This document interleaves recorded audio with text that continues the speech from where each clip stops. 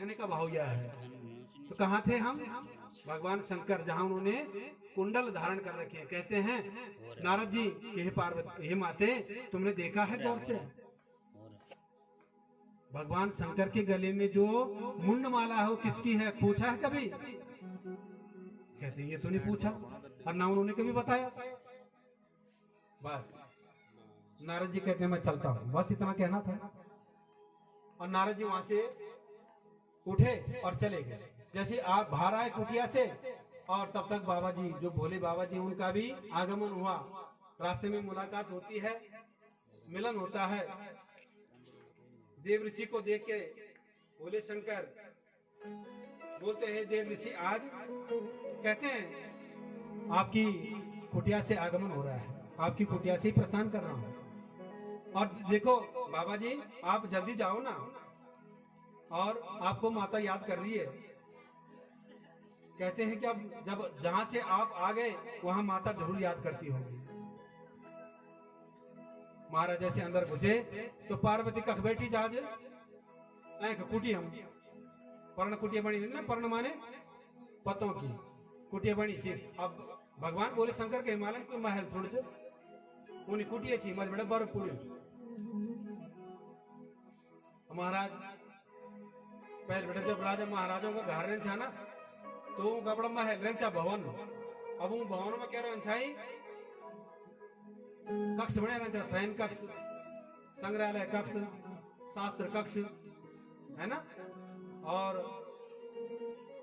स्नान जग स्नान हुंड, अनेक प्रकार का अंतापुर कक्ष, तय खाना, ये प्रकार से कक्ष रहन है।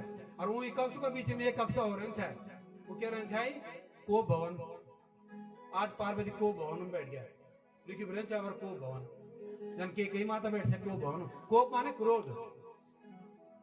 क्यों रखा गया कोप भवन नाम? उसका नाम है कोप माने क्रोध। अच्छा क्रोधान तो वो भवन पति देवा भी समझना चाहिए आज कोप भवन में बैठ गया हमारा कुछ बोलने जरूरत नहीं चाहिए। बोले शंकर घुसे कहा, प्रवेश किया और कोप भवन में पार्वती को मना रहे हैं कि पार्वती ऐसी कैसी क्या बात हो गई, आज आपने कोप भवन को पकड़ लिया। कहते हैं हे पार्वती बोलो तो कुछ। तो पार्वती जी के कहीं जा मुख बोलो साहब, कुछ नहीं बुनी चीना बेटा, इन्हें बोले शंकर इन्हें बुना चाहिए, इन्हें फर्क जानी, उन्हें बेटा इन्हें फर्क जानी, कुछ नहीं बोल दिए। बाबा तो बड़े भोले हैं, हाथ पकड़ते हैं। बोले पार्वती आज तक मैंने ऐसा रूप आपका देखा नहीं, क्या हो गया? कहते आप बड़े कपटी हो। बोले शंकर को बोल दिया कपटी। कहा बोले शंकर बोलते कपटी तो उससे कहते हैं जो झूठ बोलता है, जो छल करता है।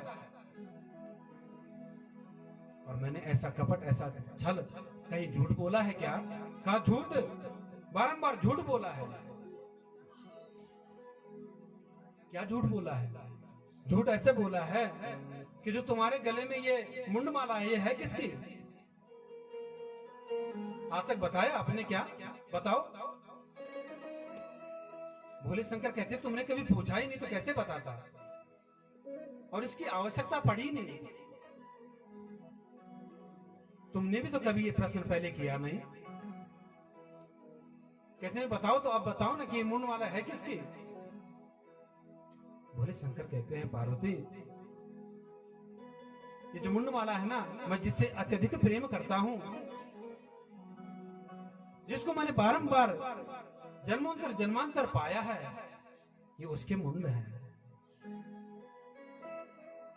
27 मुंड थी भगवान शंकर के गौड़ में, 27। कहते हैं अच्छा। पार्वती कहती है आज तक आपने बताया नहीं कि तुम और किसी से भी प्रेम करते हो और किसी से भाव रखते हो। अब बताओ, सच सच बताओ, ये मुंड है किसके? भूत प्रेतों जैसे कपाल को अपने शरीर में धारण करके घूमते हो, इसका मतलब मुझसे ज्यादा प्रेम उसको करते हो ना, जिसका देह भी नहीं है, सामने भी नहीं है, और उसके मुंड को पहन के चलते हो। बाबा कहते हैं पार्वती रुष्ट मत होना, ये जो मुंड है ना, ये किसी के नहीं है, ये मुंड तो आपके हैं। पार्वती कहती और झूठ, मेरे मुंड कैसे हो सकते हैं? अरे मैं तो आपके साथ हूं। बाबा कहते हैं पार्वती, इस जन्म में मेरे साथ हो। जब जब आपने इस शरीर को त्यागा है, इस देह का त्याग किया है, जितनी बार आपने जन्म लिया है, पुनरपि जन्मं पुनरपि मरणं, पुनरपि जननी जठरे शयनम्, इह संसारे कलुदुस्तारे, कृपया पारे पाहि मुरारे। जितनी बार आपने जन्म लिया और जितनी बार मरण हुआ, आपके मुंड, उस जन्म का मुंड मैंने पिरो के अपने गले में डाल दिया। ऐसे ऐसे 27 बार हो चुका है। पार्वती कहती है अच्छा, तो इसका मतलब अब तो आप और भी कपटी हैं। आपने 27 बार मेरा जन्म देखा, मृत्यु देखी, और आप ऐसे ही हो। आपने ऐसी कौन सी बूटी खा ली, ऐसी कौन सी औषधि खा ली कि जो आप अमर हैं, और मैं बार बार जन्म लेती हूँ, मरती हूँ, फिर मैं आपके साथ आती हूँ। ऐसा क्या है? भोले बाबा कहते हैं कि पार्वती, मैंने अमर बूटी खाई है। और अमर बूटी कैसी है कि मैंने अमर कथा सुनी हुई है, अमर कथा का पान किया हुआ है। और जब मैंने अमर कथा का पान किया है ना, जो अमर कथा का पान कर देता है उसकी मृत्यु कभी नहीं होती है। वो मृत्यु से मुक्त हो जाता है। उसका बार बार जन्म नहीं होता, मरण नहीं होता। ये जो बार बार जन्म मरण का कुचक्र है, रुक जाता है, थम जाता है, और वो दिव्य लोक में वास करता है। मैंने ऐसी बूटी, ऐसी औषधि खाई है, पान किया है अमर कथा का। पार्वती कहती है कि आपने उस औषधि को पिया है, पान किया है, तो मुझे भी देते। अगर मुझे आप प्रेम करते तो आपने मुझे भी तो देनी थी। इसका मतलब आप मुझे प्रेम नहीं करते। कहते कौन सी अमर बूटी है वो? भोले शंकर कहते हैं कि मैं जरूर बताऊंगा कि वो बूटी कौन सी है। वो बूटी, अमर बूटी जो है, अमर कथा है। और वो अमर कथा कर्णों के द्वारा पी जाती है, कर्णों के द्वारा पी जाती है वो अमर कथा। कहते हैं अच्छा, तो मुझे भी पिलाओ ना। भगवान शंकर कहते हैं देखो, जब मैं कथा सुनाता हूं तो आपको पूरी सुननी पड़ेगी। कहते हैं ठीक है। और जब मैं बोलता रहूंगा तो मैं तो आंखें बंद कर लेता हूं, तो आपको ओम ओम करके मुझे याद दिलाना होगा कि आप कथा सुन रही हो। एक बार प्रेम से बोलिए, जय श्री राधे श्याम, जय श्री राधे श्याम। महाराज ओमकार बोलना होगा। कहते हैं ठीक है, लेकिन इस कथा को इधर उधर से कोई ना सुने। जिसको सुननी आगे सुने, मैं ये हर किसी को नहीं सुनाता। पार्वती कहती है ठीक है, मैं सुनूंगी, ध्यान से सुनूंगी, भाव से सुनूंगी, और पूरी सुनना कहा पूरी। लेकिन क्या बोलना? ओम ओम ओम ओम। जना बोलता ना, हुंगरा भी ना, जना हुंगरा बोल दो तो संस्कृत ओम ओम। ओम है कर्ता विदाता, ओम पालने हार है, ओम है दुख का विनाशक, ओम सर्वानंद है, ओम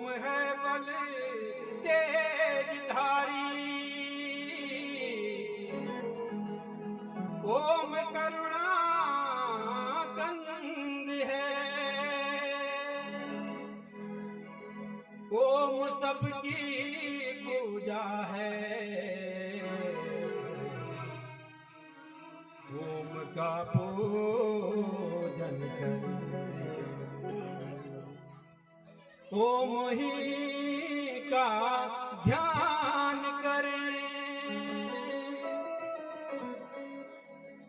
ओम ही शुद्ध है, ओम से ही वृद्धि हुई, ओम ही प्रिय है, ओम है आनंद प्रिय, ओम है ज्ञान वृद्धि, ओम हमको मोक्ष दे, ओम हमें को मुक्ति दे। ऐसा है ओम। पार्वती इस प्रकार से ओम ओम करते रहे। ये ओम की परिभाषा है। ये ओम की परिभाषा मैंने आपको सुनाई कि ओम में कितनी शक्ति है। महाराज अब भोले शंकर भगवान भोले शंकर जो है पार्वती को कथा सुनाने लग गए। एक दिवस हुआ, दूसरे दिवस, तीसरे, चौथे, पांचवें, छठवां दिवस। अब जब भगवान सुना रहे हैं पार्वती को कथा तो ओम ओम करती रहती है, लेकिन योगी से योग विनाशः सद्वस्ता उद्धवः। योग के बारे में, योग विनाश न्यास को योग के बारे में सुना रहे थे भगवान कृष्ण। किसको? उद्धव को। जब भगवान अपने धाम को जाते हैं ना, उससे पहले अष्टांग योग जो है उद्धव को सुनाते हैं। न्यास, खड़न्यास, परन्यास जो होते हैं, ये योग के द्वारा उद्धव को समझाते हैं। ये कथा में अब आएगा आगे। तो भगवान भोले शंकर यहाँ तक पहुंच गए थे। ओम ओम यहाँ तक पार्वती बोली थी और यहाँ से पार्वती को निंद्रा देवी ने घेर दिया महाराज। अब वो निंद्रा देवी ऐसी लगी कि पार्वती जिस अवस्था में थी वहीं सो गई। अब भगवान भोले शंकर ने तो अपने आंखें बंद कर रखे हैं, वो देखिए ना, लेकिन ओमकार शब्द ओम ओम ओम जैसे बंद हुआ और इस 5 दिनों की जो कथा सुनी थी वो सुख ऊपर जो बैठा हुआ है, बर्फीली हवा के कारण उसके माता पिता उसको छोड़ के चले गए थे और जो अंडा था, अंडज, वो नीचे गिर गया था पेड़ के ठीक एक किसी जगह पे फूटा हुआ अंडा था और उसके माता पिता जो तोता पक्षी जो था वो अपनी पत्नी के साथ उड़ गया था, क्योंकि उसने देखा कि ये अंडज नष्ट हो गया है। ऐसी ये अमर कथा। और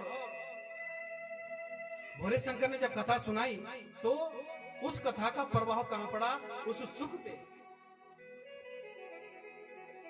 एक दिवस की कथा सुनते सुनते उस अंडज के छिलके मिल गए, उसमें गर्भावास होने लगा, उसमें चेतना आने लगी। पंचम षष्ठम दिन में अब सुख चेतना में आ चुका था अंडज के बीच। अब वो सोचता है कि अगर मैं ओम ओम नहीं करता तो पार्वती तो सो गई है, तो फिर भगवान भोले शंकर कथा को बंद कर देंगे तो मेरी मुक्ति कैसे होगी? मेरा जो लक्ष्य है वो प्राप्त है वो कैसे होगा?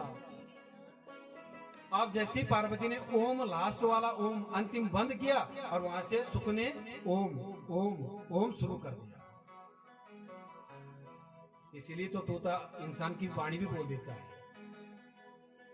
ओम ओम शुरू कर दिया। नकलची बहुत होता है तोता, अनुकरणीय होता है। अनुकरणीय किसको कहते हैं? जो नकल करता है, बड़ा अनुकरणीय होता है तोता। महाराज ओम ओम करते करते करते करते और 7 दिन साप्ताहिक जो एक कथा थी पूर्ण हो चुकी है। पूरी श्रवण करा दी भगवान भोले शंकर ने पार्वती को। और जैसे ही भोले शंकर ने लास्ट में, जैसे हम बोलते हैं ना, एक बार प्रेम से बोलिए जय श्री राधे श्याम, और ऐसे ही जयकारा हुआ, आप पार्वती की नींद खुल गई। राधे श्याम इसलिए बोला जाता है बीच में, ताकि अगर किसी को नींद आ रही होगी ना तो खड़ा हो जाता है। और जैसे ही पार्वती जी की आंखें खुली, कहा कि बाबा स्वामी आगे क्या हुआ, उद्धव कहाँ गए? कहा उद्धव कहाँ गए? अरे मैंने तो पूरे साप्ताहिक जो कथा है श्रीमद् भागवत की अमर कथा, ये तो मैंने श्रवण करा दी है। पार्वती कहती है मैंने तो सुनी नहीं। कहां से नहीं सुनी? कहा जब आपने कहा ना कि उद्धव को अष्टायोग के बारे में भगवान कृष्ण अपने धाम से जाने से पहले कहते हैं, मैंने कहां से छोड़ दी थी कथा। कहां चली गई थी? मैं तो सो गई थी। अरे अगर तुम सो गई थी तो ये ओम ओम करके जो ध्वनि मुझे सुनाई दे रही थी, ये कौन कर रहा था? यहाँ कोई और है क्या? महाराज इतने में उस पेड़ से फड़फड़ करके आवाज आती है और शुक का छोटा सा नन्हा सा बच्चा नीचे गिर जाता है वहां से, पेड़ से। भगवान भोले शंकर की नजर पड़ती है उस पे, और जैसी नजर पड़ती है भोले शंकर एकदम आक्रोश हो जाते हैं, क्रोध में आ जाते हैं कि मैंने पहले ही कहा था कि इस कथा को पीछे से मत सुनना। और पहले तो कोई नहीं, पार्वती को कहा, मैंने आपको कहा था ना कि तुम ही सुनना, और तुम सो गई और इस कथा का जो आनंद लिया, इस सुख ने लिया। अब मैं इसको छोड़ूंगा नहीं। वैसे मैं हिंसा करता नहीं, लेकिन मैं इसको छोड़ूंगा नहीं। और महाराज भोले शंकर ने अपने त्रिशूल को पकड़ा, और त्रिशूल बिल्कुल तमतमाया हुआ लाल क्रोध से, और त्रिशूल को लेके भागते भागते उस सुख के पीछे भाग रहे हैं, और पीछे पीछे दौड़ते हैं, दौड़ते दौड़ते उस सुख आगे और भगवान भोले शंकर पीछे क्रोध के युक्त में भागते रहते हैं। और सुख चलते चलते चलते चलते, और जब अमरनाथ से नीचे आते हो ना, कैलाश पर्वत से नीचे आने के बाद तब एक गुफा पड़ती है सामने प्रास, जो व्यास की गुफा है। और वहां पे व्यास की पत्नी बिटिका वो दहलीज पे खड़ी हुई है प्रातः काल।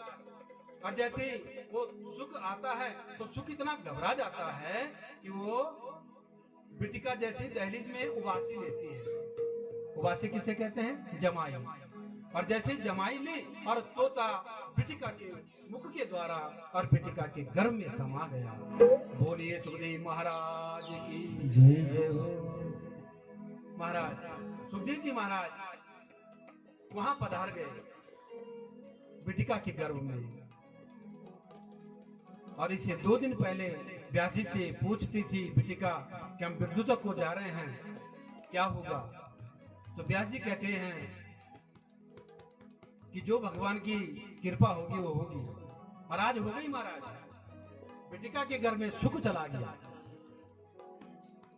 अब जब सुखदेव जी बिटिका के घर में चले गए, व्यास की पत्नी के, महर्षि वेदव्यास देखते हैं, बिटिका को बोलते हैं अपनी पत्नी को कि देखो भगवान ने हमारी मनोकामनाएं भी पूर्ण कर दी। तुम कहती थी कि मेरे घर में ये मेरा जीवन ऐसा ही निरर्थक हो जाएगा, लेकिन कहीं ना कहीं से तो ये जीव आपको प्राप्त हो गया है ना। तब तक भगवान भोले शंकर वहां पहुंच जाते हैं, और भगवान भोले शंकर पहुंचते हैं, व्यास जी जैसे भोले शंकर के मुंह पे देखते हैं तो क्रोध युक्त लाल हो रखे हैं, तमतमाता हुआ त्रिशूल पकड़ रखा है। कहते हैं कि अभी एक छोटा सा नन्हा सा सुख का जो शावक, ये छोटा सा बच्चा पक्षी आया, वो कहाँ गया? अब सुखदेव तो अंदर बिटिका के घर में चले गए। व्यास जी कहते हैं देखो आप इतने क्रोधित क्यों हो? भोले शंकर कहते हैं कि मैं पार्वती को कथा सुना रहा था, अमर कथा, और मैंने कहा था कि यहाँ पे पार्वती में कथा तभी सुनाऊंगा जब आप एकांत में रहेंगे और अकेली रहेंगे। लेकिन इस पक्षी ने, इस सुख ने पीछे से दूर से छल से मेरी कथा को सुन दिया है, अमर कथा को सुन दिया है, और मैं आज इसको भस्म कर दूंगा, इसको मैं छोड़ूंगा नहीं। व्यास जी कहते हैं देखो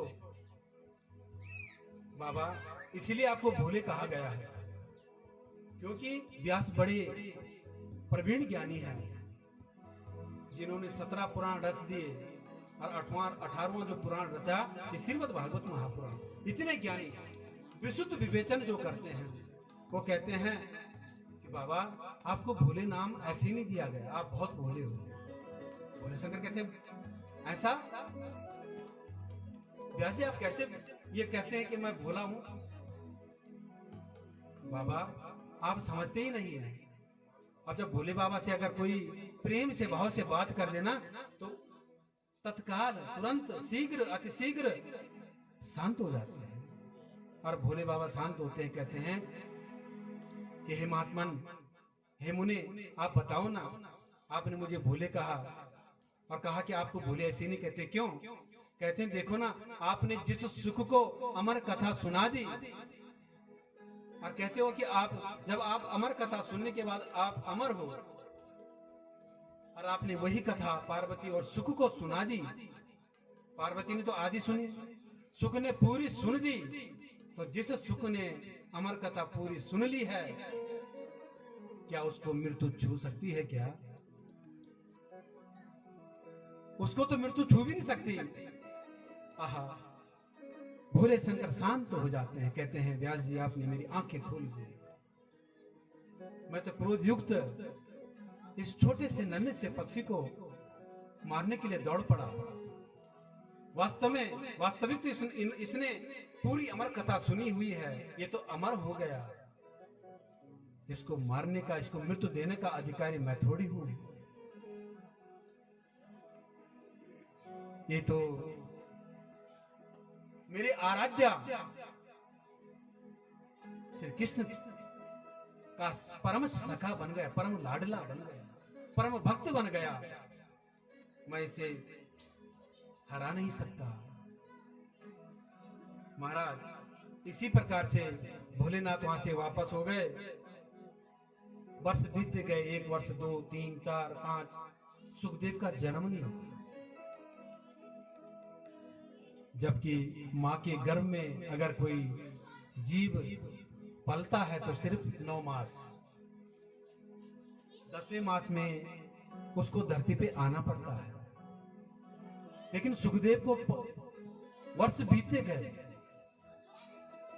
10 वर्ष, 11 वर्ष, 11 वर्ष 6 मास, 11 वर्ष 8 मास हो गए। व्यास जी कहते हैं बेटा अरे तुम बाहर तो आओ। इतने बड़े हो गए सुखदेव जी, वहां वार्तालाप चलती रहती है, कभी माँ के साथ, कभी व्यास जी के साथ। जो भी कथा व्यास जी अपनी पत्नी को सुनाते वो वहां गर्भ में सुनते हैं। इसलिए कहते हैं जब भी श्रीमद् भागवत कथाएं, अनुष्ठान, सत्संग ऐसे अनुष्ठान हुआ करते हैं तो जिन गृहिणियों के, जिन माता बहनों के गर्भ में बालक पलता रहता है वो जरूर सुने। उससे पुत्र पे संस्कार, उस पुत्र को अच्छे संस्कार मिलते हैं, क्योंकि उसमें एकांत भाव में वो पुत्र रहता है और इन संस्कारों का अनुकरण उस बालक पे पड़ता है। इसमें कहीं पे भी शंका करने वाली बात ही नहीं है।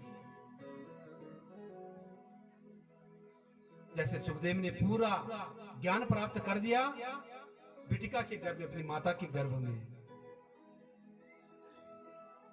कहते बेटा बाहर तो आओ, क्यों अपनी माता को परेशान करते हो? हम भी तो देखें ना पुत्र का सुख।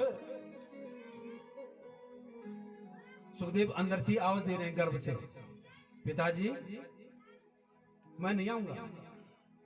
कहते हैं बाहर तो आओ। कहते हैं बिल्कुल भी नहीं बाबा, अगर मैं बाहर आ गया ना तो मुझे माया जकड़ लेगी। ये जो विष्णु की माया है ना, ये कहीं नहीं छोड़ती, ये मुझे पकड़ लेगी और फिर मैं मनन नहीं कर पाऊंगा, भजन नहीं कर पाऊंगा। बिटिका का गर्भ भगवान सुखदेव ने मंदिर बना दिया, जबकि शास्त्र में कहा है कि गर्भ में बहुत पीड़ा होती है जीव को। नरक जैसे पीड़ा होती है। क्यों? मलमूत्र के बीच में रहना पड़ता है जीव को, आंतों के बीच में फंसा रहता है, सांस भी पूरी नहीं ले पाता जीव 9 मास में, अपने आप तो नहीं ले पाता। माँ को भी काफी कठिनाइयां परिश्रम करना पड़ता है। माँ ने अगर चटपटी चीज खा दी तो उसकी पीड़ा जीव गर्भ में भोगता है। इसीलिए तो हमारी वृद्ध माताएं कहती है ना अपनी बहू को कि बहू ये चीज मत खाना, जिस पदार्थ में चिपक हो, ये शास्त्र बोलता है गर्भवती स्त्रियों को उस चीज को नहीं खाना चाहिए।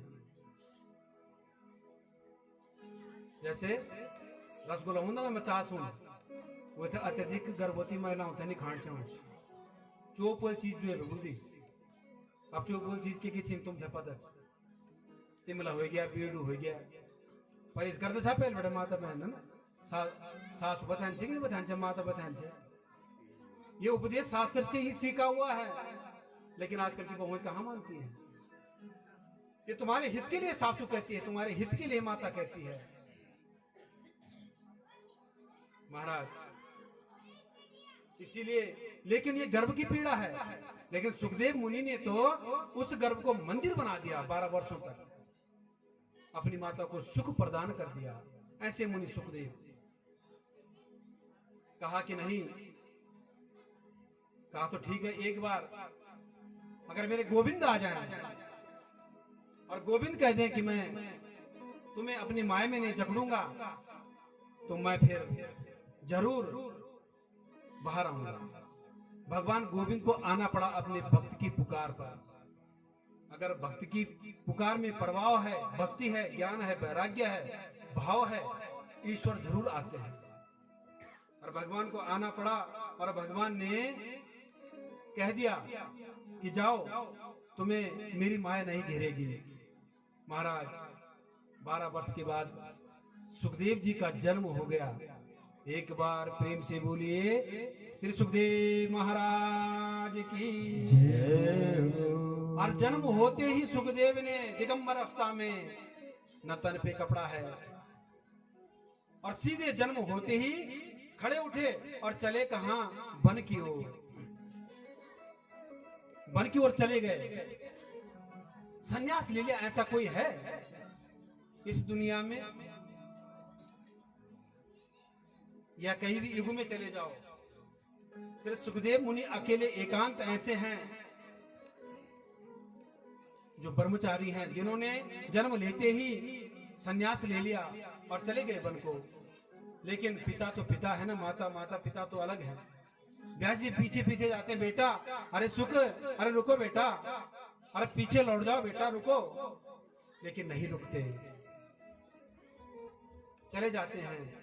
और जब जंगल में पहुंच जाते हैं, व्यास जी काफी दूर तक, सुदूर वन तक जाते हैं, तभी वापस नहीं आते। वहां से लताएं जो वृक्ष हैं वो जवाब देते हैं किसको? व्यास जी को। यम प्रवर्जन्तमनुपेत मपेत कीर्त्यम द्वैपायनो विरह कातर आज पुत्रेति तन्मयतया तरोभिनेदु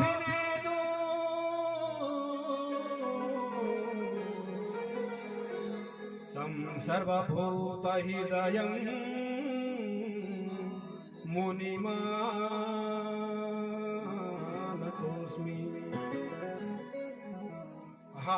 यम प्रव्रजन्तमनुपेतमपेत कृतं द्वैपायनो। कृष्ण द्वैपायन जो व्यास जी हैं, अपने पुत्र को आवाज लगाते हैं, बेटा वापस हो जा। पुत्र पुत्र कहकर जो व्याकुल हो रहे हैं, रो रहे हैं, हृदय जो आतुर हो रहा है। लेकिन सुखदेव वापस नहीं होते। उनकी तरफ से पुत्रेति तन्मयतया तरोभिनेदुस्तं सर्वभूत हृदयं मुनिमानतोऽस्मि। लताएं वृक्ष जैसे जवाब दे रही हो, कह रहे कृष्ण द्वैपायन व्यास जी, आप किसको बुला रहे हो? सुखदेव को, जो कि आपको जन्म में, किसी जन्म में आपके पिता बन गए, किसी जन्म में आपके पुत्र, किसी में भाई, और आज तुम उनको वापस बुला रहे हो। जिन्होंने जन्म से संन्यास ले लिया, वापस लौट जाओ। महाराज वापस हो जाते हैं व्यास जी। 51 वापस लौटते हैं। बेटिका भी देख रही है कि मेरा पुत्र आएगा, लेकिन सुखदेव निरंजन वन में, सुदूर जंगल में भगवान की भक्ति में लीन हो जाते हैं। महाराज, यह है संत की सेवा, यह है संतों का जीवन, कि जो परिवर्तन कर दे, यही तो परिवर्तन होता है ना। कथा सुनने का मतलब यह है कि जिसका जीवन में, जिसके जीवन में परिवर्तन हो जाए, जिसका चरित्र बदल जाए, समझो उसने कथा सुनी हुई है। सुखदेव ने गर्भ में अनेकों पुराण सुन लिए थे, कथाएं सुन ली थी, राधा रानी के साथ थे उनके शिष्य बनकर। आज उन्होंने सन्यास ले लिया जन्म होती ही। सावे पुंसाम परो धर्मो यतो भक्ति रदोक्षजे अहेतुक्या प्रतिहता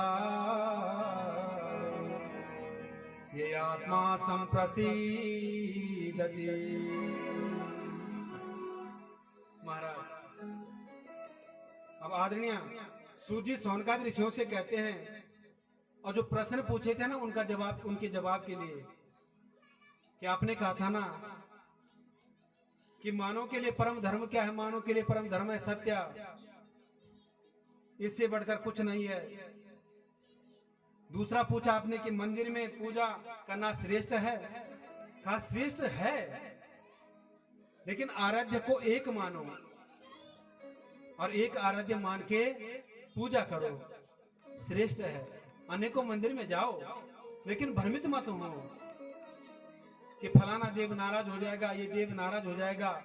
श्रेष्ठ एक मान के चलो। ये दूसरे प्रश्न का उत्तर दे रहे हैं सूत जी। मन लगा दो ईश्वर पे, मेरे गोविंद पे, सभी उनके अंश तो है ना। बस ये दूसरा प्रश्न। तीसरे के लिए कहा आपने कि भगवान के जन्म कितने होते हैं? अनेकों अनेक। भगवान कहते, आप कहते हो कि अजन्मा है, तो फिर जन्म देवकी के गर्भ से क्यों लिया? कौशल्य के गर्भ से क्यों लिया? अजन्मा कैसे? कहते हैं भगवान अजन्मा है, भगवान जन्म नहीं लेते, भगवान अवतरित होते हैं। ठीक। फिर कहा कि कितने जन्म हैं? कहा भगवान के 24 अवतार हैं। कौन कौन से? जो पहला है सनक, सनंदन, सनातन और सनत कुमार, ये पहला जन्म है। ये चारों एक हैं, जो कभी, जिनको मृत्यु कभी छू ही नहीं सकती। और जब भी देखो ऐसे लगते जैसे 5 वर्षीय बालक हों, इतने कोमल। कौन है? सनक, सनंदन, सनातन, सनातन, सनत कुमार। दूसरा है 12 अवतार। तीसरा संत नारद जी। चौथा नर और नारायण। पांचवा भगवान श्री कपिल देव। छठवें दत्तात्रेय जी महाराज जी। और सातवें एक भगवान। आठवें श्री ऋषभ देव। नौवें जो है पृथु भगवान। और 10वें मत्स्य अवतार। 11वां कच्छप अवतार। और 12वां धन्वंतरी अवतार। 13वां मोहिनी अवतार। 14वां श्री नरसिंह अवतार। ये कथाएं सब आएंगे आगे। 15वें जो है वामन भगवान। और 16वें श्री परशुराम जी। 17वें महर्षि वेदव्यास जी। 18वें आदरणीय प्रभु श्री राम जी। 19वें श्री बलराम। और 20वें मेरे गोविंद, जो जिनकी कथा चल रही है, भगवान श्री कृष्ण जो प्रेम के भूखे हैं। और 21वें हरि अवतार। 22वें हंस अवतार। और 23वें बुध अवतार। और 24वें जो अवतार अब होंगे वो हैं कल के अवतार। वो कब होंगे? जब इस कलयुग के 700-800 वर्ष शेष रह जाएंगे, और तब कहीं जाके उस युग में विष्णु यज्ञ विष्णु यश नाम ब्राह्मण होगा और संबल गांव होगा, वहां कल की नाम अवतार 24वां होगा। और तब जाके फिर इस सृष्टि का प्रलय होगा, इस कलयुग का, फिर सतयुग आएगा। इतने अवतारों के बाद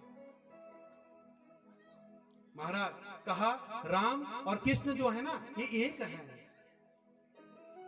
राम भी प्रेम के भूखे, कृष्ण भी प्रेम के भूखे। राम कृष्ण दो एक हैं, अंतर नहीं निमेष,